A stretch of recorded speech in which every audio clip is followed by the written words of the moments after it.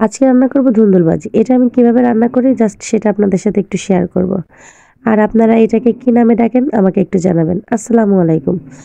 আমার এই ধুন্দুল ভাজি করতে যা প্রয়োজনীয় লাগছে, প্রথমে হচ্ছে পেঁয়াজ কুচি, রসুন কুচি আর আমি ছোট্ট একটা শুকনো লঙ্কা ফেলে নিয়েছি।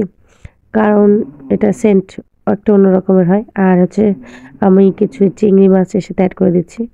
এটা পেঁয়াজ মরিচের সাথে চিংড়ি মাছটাও ভাজা ভাজা হয়ে যাবে।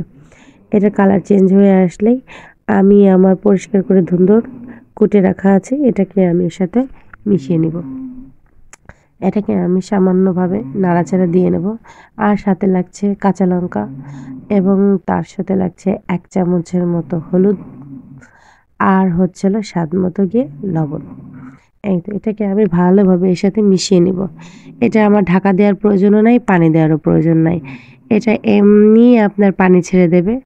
কিন্তু কিছুক্ষণ পর, পর নাড়াচাড়া দিলেই হবে। একদম সহজভাবে এটা হয়ে যায়। আমার কিছুক্ষণ পরেই দেখবেন এটার কালার একদম জাস্ট পানি ছেড়ে দিয়েছে। যাই হোক, এই যে আমার একদম এটা হয়ে আসছে। আর একটু জাল দিলেই বাস পারফেক্ট। এই যে হয়ে গিয়েছে একদম সহজভাবে। আল্লাহ হাফেজ।